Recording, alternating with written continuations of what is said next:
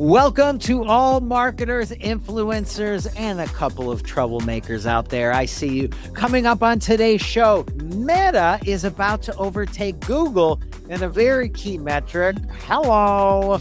Virginia Beach is combating gun violence with $1 million ad campaign. Iran's marketers are ditching social media amid internet blackouts. All that, plus Airwallex's Sparks and Night's watches on today's show. I don't know how we're going to fit all this in, Chris. If you work in the great industries of marketing, advertising, or comms, give us 10 minutes and we'll get you an A- on next week's test. Let's go.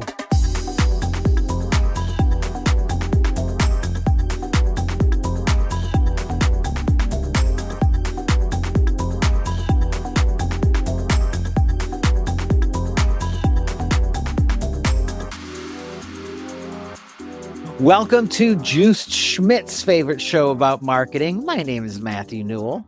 And I'm Chris Stone, and this episode is clean, impactful, and engineered to communicate with maximum force.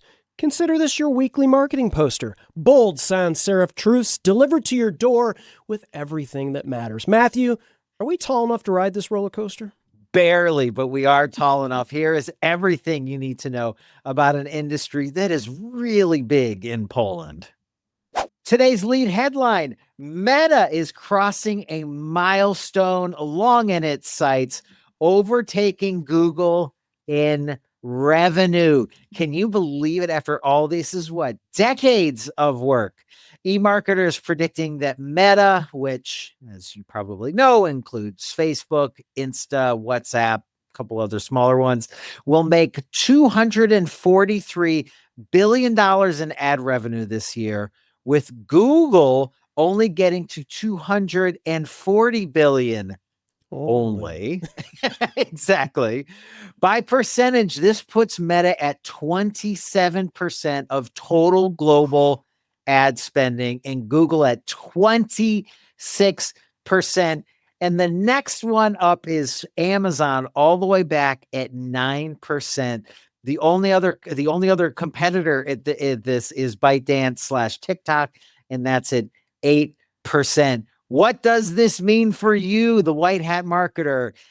Nothing really. I mean, it's just interesting. It does highlight, though, how advanced Google is in the AI-assisted ad creation and audience targeting. But keep using whatever's working for you. They're very competitive. Chris, what do you think of all this? Yeah, Meta finally out-earned Google. Congratulations to Zuck for winning a race nobody in their actual media budget noticed they were running. And also, let's keep in mind, we're the ones funding this, marketer. So part of this responsibility is ours. Next up in our marketing news queue, all eyes are on Virginia Beach as it responds to some recent gun violence, which is unusual at its oceanfront, with $1 million tourism marketing spend.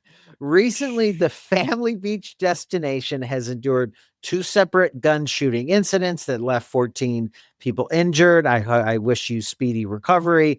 But their tourism board unanimously voted to spend $1 million on an ad campaign focused in DC, Philly, Pittsburgh, Atlanta, and Charlotte. So this is such a stretch. I've never seen anything like this, which is why I bring it to the show. So then the next question is, well, wait a minute, is this persuasion or is this lying? I mean, there's actual gun violence happening. I have thought about this long and hard, and Virginia Beach really was noted recently as being one of the safest cities in the country. So I am here for it. That's what the research says. I'm here for it. If they're truly a safe city, to promote that in light of these shootings, I'm giving it the white hat marketing seal of approval. Chris? Nothing says family-friendly beach destination quite like $1 million ad buy that's basically a restraining order against Google News results. People are going to be checking this thing. And our final headline, Iran's marketers are not taking the war off.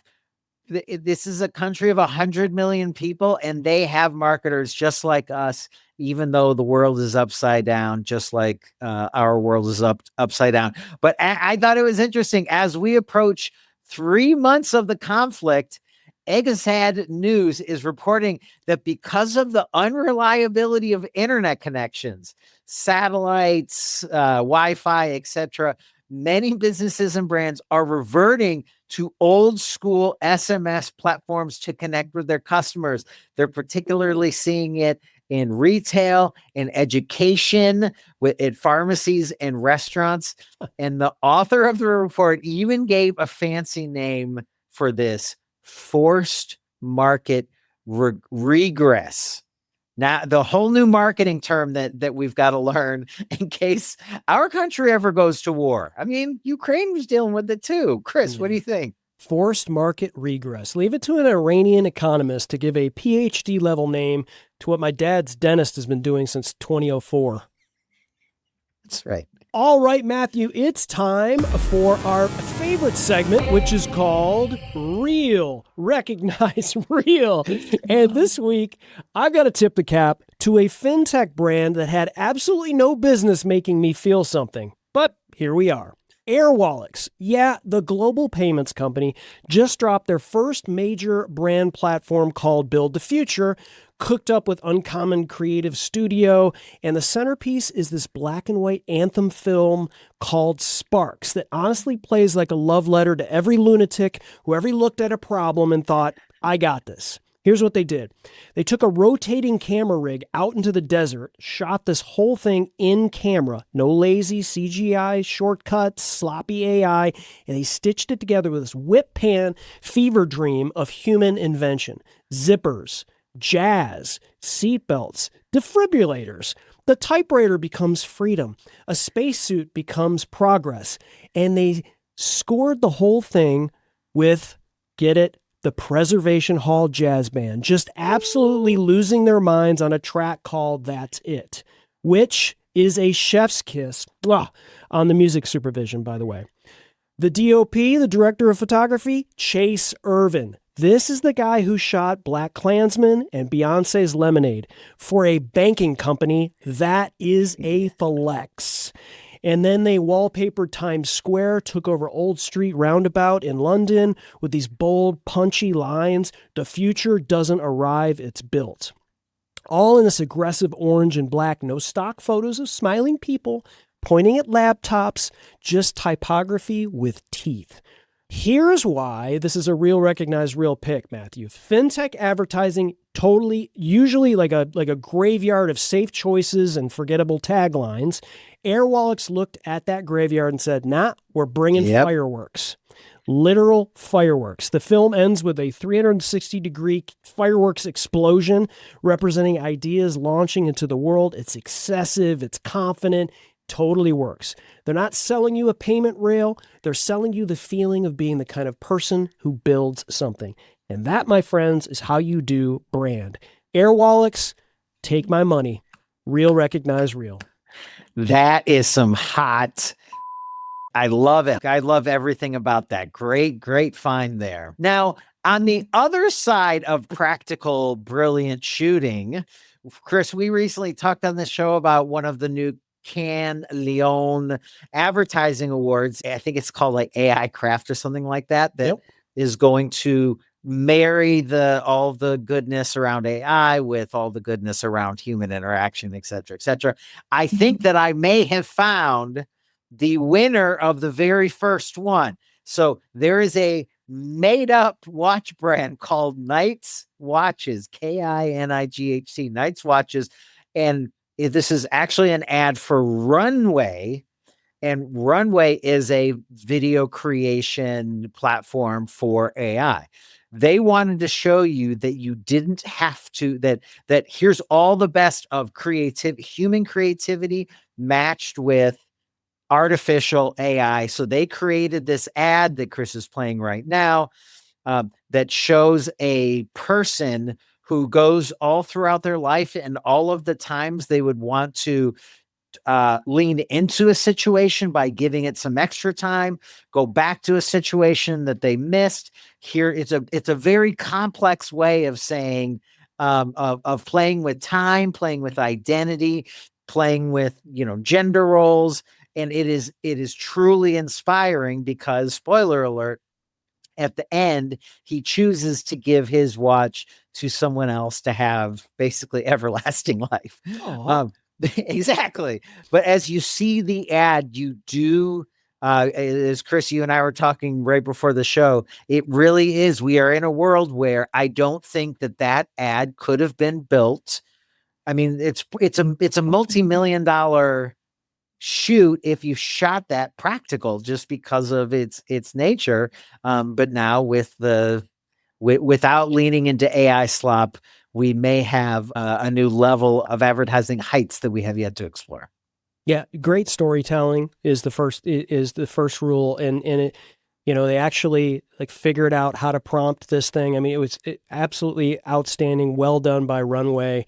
I mean, the whole mind-bending switch of this actually not being a real watch company is next level. I mean, how many people are actually wanting to buy Knight's watches right now? Exactly get on right. that, Runway. Start make these actual watches. I mean, That's why not? Right. That's right. Wouldn't it be great if Rolex just came in and said, put in our watches and we'll pay $1 million, just for the concept.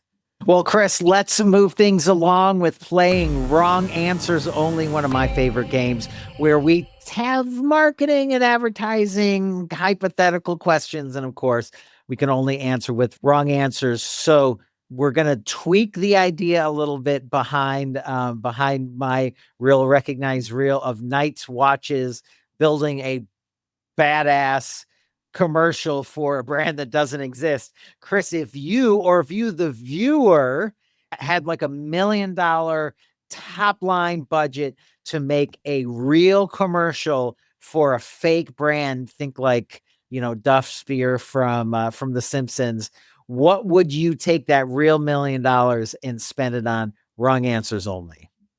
Well, I grew up in the 70s watching Bugs Bunny on Saturday mornings and watching the Coyote order things from a company called Acme to take on the Roadrunner. So anything you could order from Acme, explosives, bridges. I mean, it seemed like Acme made basically, everything. So it would be an Acme commercial. That's right.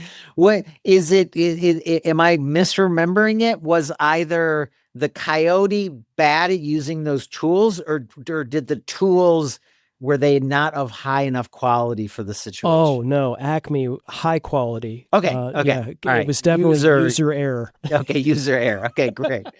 Well, I'm going to go with Blue Sky was the name of the branded crystal meth from the TV show Breaking Bad.